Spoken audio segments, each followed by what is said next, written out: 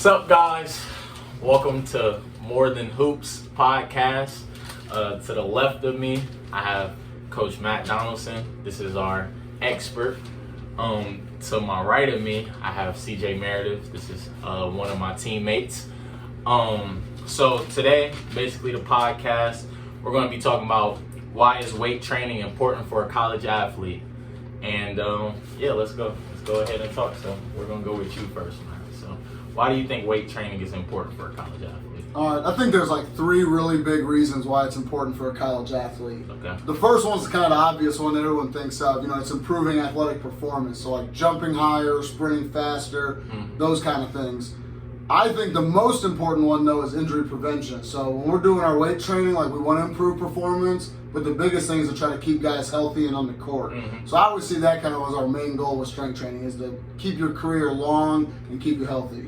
The third thing is giving dudes confidence. That's always kind of thing I don't think people think about, just giving people confidence. Definitely. I think weight training is definitely gave me, as a college athlete, probably more confidence, getting a little bit stronger each year.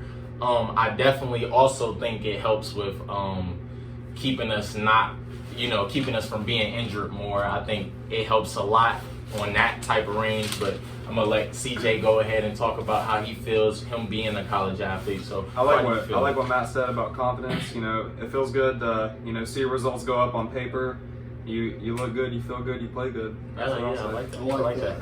All right, next question. What do you think about athletes? Excuse me, let me re-say it.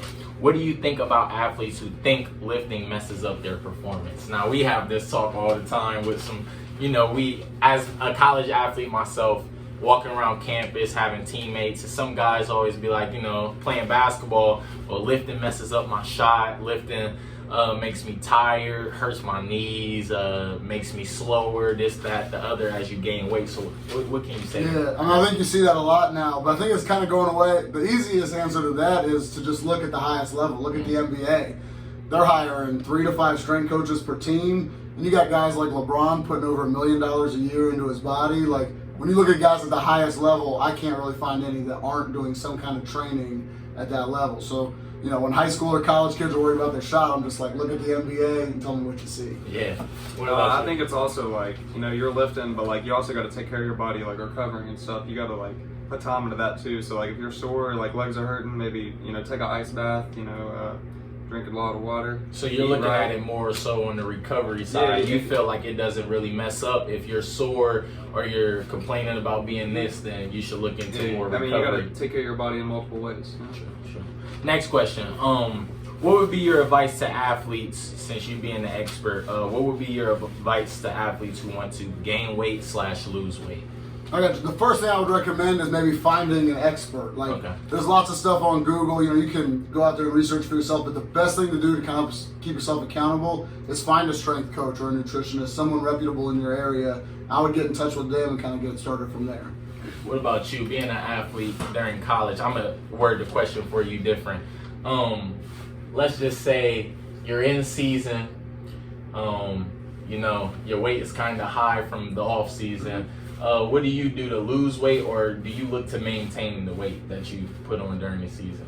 Well, I think it differs person to person. We're not all built the same, and the results aren't going to happen the same. And like Matt said, I think it's important to like find a professional who knows what we're really talking about, other than getting an answer off Google, because Google is going to give like a general answer. But it's important to find somebody that knows you, so they can like get a plan and just like stay consistent, and don't, if it's not happening this week, don't give up. Continue to work and just trust the results.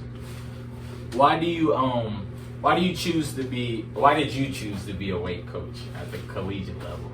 I chose it for 2 reasons. One was a good reason, one was a bad reason. In high school, I had a really great strength coach who got me really interested in it. I saw myself improve a lot, really enjoyed it. I played a year of college football, and one of the reasons I did not enjoy my experience was we had a really poor strength and conditioning program. We had this assistant coach kind of leading the weights, and it wasn't very organized, and I didn't feel like I got a big benefit. So I thought it'd be something important for me to go into to make sure you guys have good experiences. Okay, and lastly, the last question, then I'm going to open it up a little bit after this, but what's the hardest thing about weight training? What do you think would be the hardest thing, as you being the coach, the expert? what do you think you see is the hardest thing about weight training, maybe for college athletes from the outside looking in? I think CJ kind of touched on it earlier. Like, I think the writing the programs isn't as complicated as people think, but I think it's the recovery and taking care of your body piece. Like, if guys are only sleeping 2 hours a night and their whole diet consists of fast food and Slim Jims, they're not going to see those same results as guys that are taking care of their bodies. So I think the biggest challenge is getting guys to buy into the 23 hours that I'm not with them. What about you? Well, obviously, like it's very hard to lift weight. Like lifting weights it's hard. It pushes you.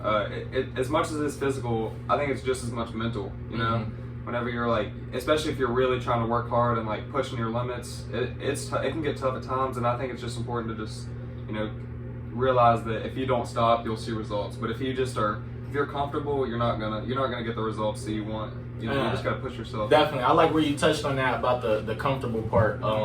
More so, I feel like people kind of get comfortable being in the skin that they're in sometimes. I know from my personal experience, you know, high school, I really didn't, you know, touch weights. I didn't try to go to the weight room. Didn't really want to go to the weight room. I know our coach he was a head football coach, head basketball. So, you know, football, they lift a lot. And he was trying to put us on that regimen. And I always wondered why until I got to college and you start playing against guys bigger, stronger.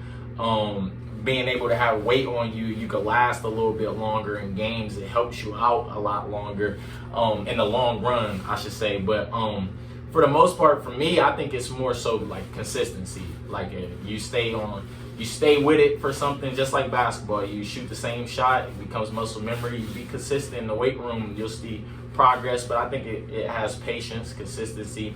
All of it goes together. But that's going to be our podcast for today, guys. I thank both of you guys for stepping in and coming in and talking to me about this topic. And this is More Than Hoops, the podcast. Thank you guys for tuning in.